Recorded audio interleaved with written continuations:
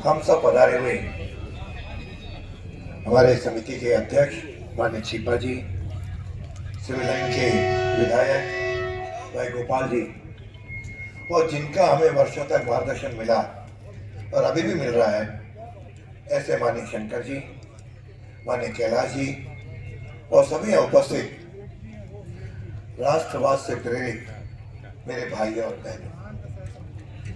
वास्तव में अभी भगवान जब भजन सुन रहे थे, मैं देख रहा था सब उसमें लीन थे और यह कार्यक्रम हमको पंडित दीनदयाल जी उपाध्याय की स्मृति दिला रहा है। और जब सामने मूर्ति के रूप में अपन खड़े होते हैं तो उनका जीवन पूरा 1916 से लेकर के और 1968 तक का एक चित्र उभर करके आता है। प्रकार एक बहुत ही गरीब परिवार में जन्मे, पालन पोषण हुआ, पढ़ाई में सदैव अग्रणी रहे। ऐसी परिस्थितियों में सर्वश्रेष्ठ टॉप करना साधारणतः कठिन होता है। एक कुशाग्र बुद्धि वाले हमारे दीनदयाल जी और इस धानक्या गांव में जन्म लेने वाले हम सब सौभाग्यशाली हैं कि जहां उन्होंने जन्म लिया वहां हम सबको उनके मूर्ति पर नमन करने का सौभाग्य प्राप्त होता है। यह मैं समझता हूं कि जिन्होंने गरीबी तो देखी लेकिन उस गरीब को समझा और जो गरीब के अंतिम छोर तक बैठा हुआ व्यक्ति है उसके बारे में चिंतन किया। यूं देखना इनमें कहा जाए कि महान चिंतक विचारक, लेकिन उनको जिस दो रूप से जाना जाता है वह अंत्योदय और एकात्म मानववाद, जो आज के लिए सबके लिए प्रेरणादायी है।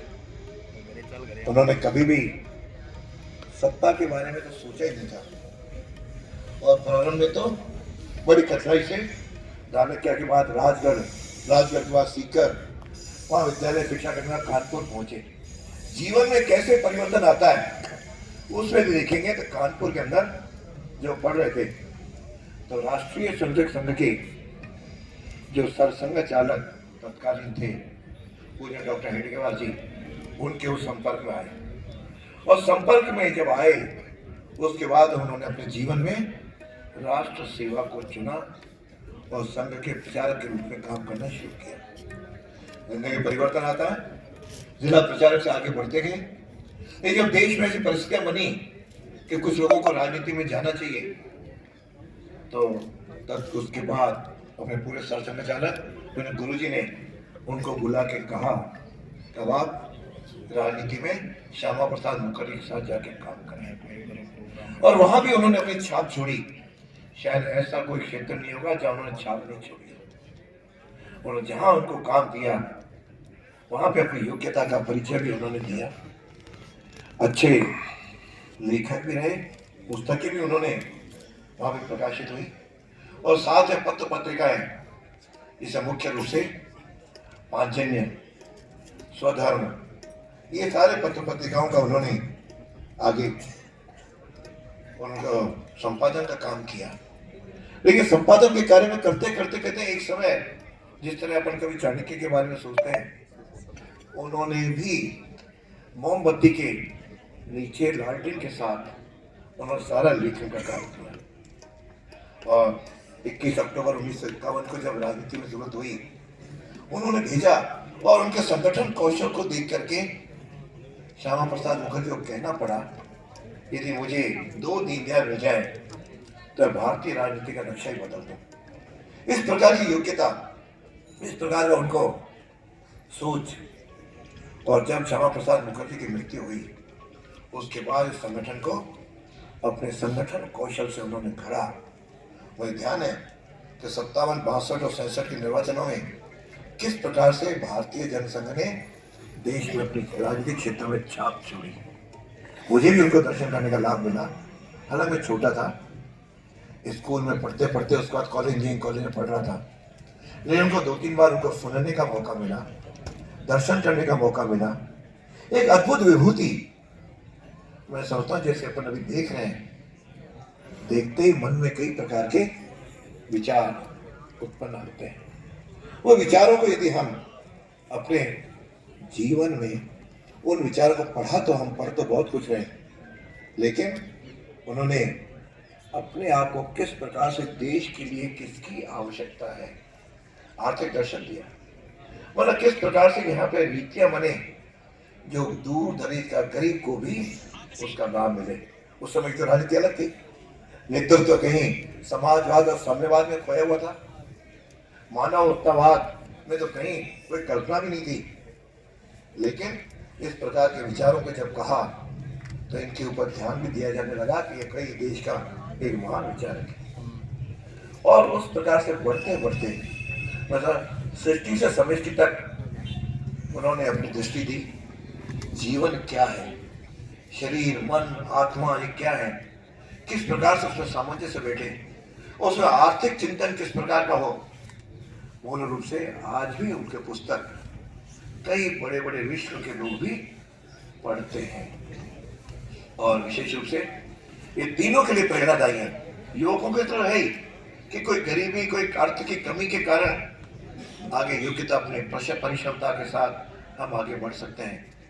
आगे बढ़े तो समाज सेवकों के लिए भी प्रेरणादायी है। हम समाज सेवा किस प्रकार से करें, क्या क्या करें और हमको क्या चाहिए। और विशेष में राजनीतिक क्षेत्र में तो आदर्श रहे, यानी ऐसा कोई उनका जीवन मुझे कोई और अभी तक दिखा नहीं जो उनकी राजनीतिक सोच राजनीतिक जीवन किस प्रकार से सादगी का भाव रहा। वे जीवन पर्यंत कभी चुनाव लड़ने की उनके मन में नहीं आई और एक बार जरूर उनको सांसद का चुनाव लड़ने के लिए जौनपुर से कहा गया, उन्होंने जरूर चुनाव लड़ा, लेकिन चुनाव में समझौता नहीं किया। जब पूछा कि आप क्यों हारे कि सामने वालों ने शराबी बांटी का आपको किसने रोका, कि मैं इसके लिए राजनीति में नहीं गया। वह स्वच्छता, वह सादगी, वह विचारों के प्रति निष्ठा, इस प्रकार का जो उन्होंने खड़ा किया, देश को नई दृष्टि दी कि देश किस प्रकार से एक आत्मनिर्भर होकर करता है। उस समय तो कल्पना में नहीं थी कि हम कोई सत्ता में आएंगे, ये पार्टी सत्ता में आ सकती है। लगातार दृष्टि देते गए और 68 में किस प्रकार से उनका शव मुगल सराय जिनको आज का दीनदयाल उपाध्याय स्टेशन के रूप में जानते हैं, वहाँ शव मिला जो आज तक पता नहीं चला कि किस प्रकार से हुई। और इस प्रकार का एक व्यक्तित्व जो हमने 68 में खोया, लेकिन एक राजनीति को नई दिशा दे करके गए। और मैं तो कहता हूँ आजकल भी राजनीतिज्ञों के लिए उनका जीवन प्रेरणादायी है। हमको राजनीति में काम करने वाले लोगों को उनके जीवन से सीखना चाहिए। उनका जिस प्रकार का अद्भुत चिंतन, बुद्धि कौशल, नेतृत्व और सांगठनिक क्षमता थी कि धनी दीनदयाल जी उपाध्याय ने अपने लेखक और साहित्यिक क्षमता से भी समाज को जगाने का काम किया। उन्होंने जब सम्राट चंद्रगुप्त और जगत गुरु शंकराचार्य नामक उपन्यास लिखा तब लगा कि उनके लेखन में भी बहुत कुछ है। इस प्रकार से राष्ट्र धर्म पांचजन्य दैनिक स्वदेश का प्रकाशन करके अपनी अद्भुत उन्होंने वहां पे जो चेतन दिया, इसके कारण उनके साथ में समझ में आ गया कि आज उनके विचार कितने सामयिक हैं। और जिन्होंने भारत विभाजन के बाद कांग्रेस की जो तुष्टीकरण था उसके खिलाफ भी आवाज बुलंद की। और आज याद है कि हम इनके द्वारा पोषित पार्टी तो आगे बढ़ गई, आज कई राज्यों में और केंद्र में सत्ता में है, लेकिन जिन्होंने विघटनकारी सोच रखा, तुष्टीकरण दिया, आज उनका अंत होता हुआ दिखाई दे रहा है। तो उनके विचार उस समय भी सामने थे और आज भी थे। इसलिए मेरा जब उनका हत्या हुई उस समय अटल जी ने कहा था कि दीपक बुझ गया, चारों ओर अंधकार। ऐसे जो उनके अटल जी की श्रद्धांजलि उनके प्रति थी वह सब प्रेरणादायी है। मैं समिति को बहुत अपनी ओर से साधुवाद दूंगा कि इस समिति का आयोजन कर